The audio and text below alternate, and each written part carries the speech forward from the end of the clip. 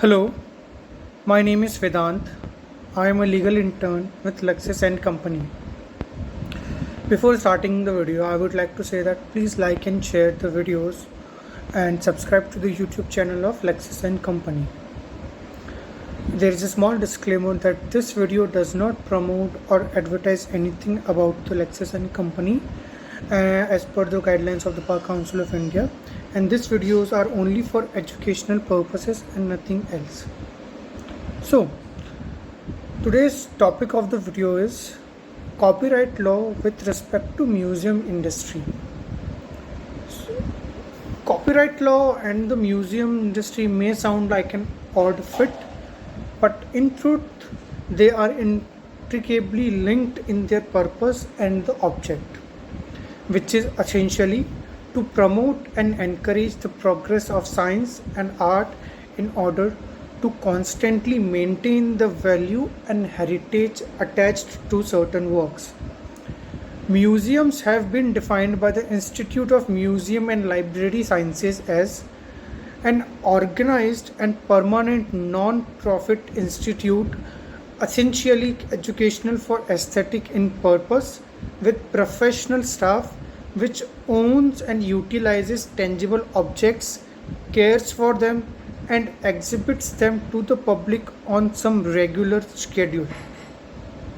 The International Council of Museum (ICOM) defines museum as a non-profit making permanent institute in the service of society and of its development, and open to public, which acquires, conserves, researches, communicates, and exhibits for purpose of study, education, and enjoyment material evidence of humans and their environment. The work of museum consists in three primary functions, namely collection, preservation, and research. The primary objective of museum is to gather and collect state-of-the-art masterpieces and artistic works. The second objective of museum is to conduct research. Museums must also share a solid bond with archaeological units to enable field research.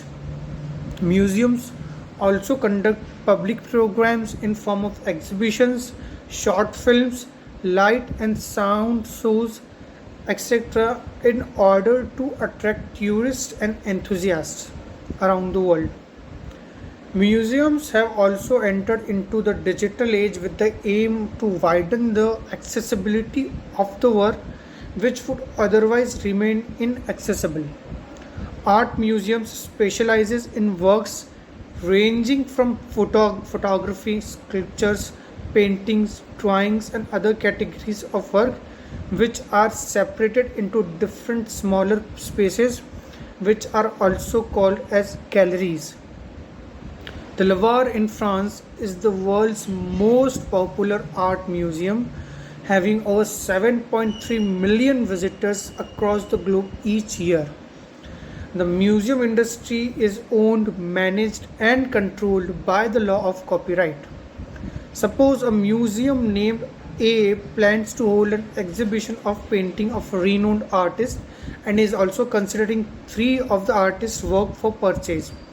The exhibition consists of works on loan from other museums and some private collections. For broadcasting of the exhibition, photographers are also hired to take pictures of the paintings and of the events which will be used for promotion. The exhibition also includes critical essays written by prominent authors which have been included in a catalogue prepared for the event, which also includes the poster, advertising, and the event. A dance troupe will also be performing a performance having background pictures of the same artists. This is a sequence of events which from which questions of copyright law arises. First, are paintings which are exhibited or on sale subject to copyright protection?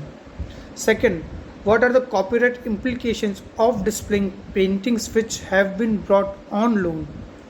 Third, what can be the implications of publishing critical essays written by prominent authors? Next can be are photographs taken at the museum copyrightable? If yes, who owns the copyright? Is it the museum, the artist, or the photographers themselves?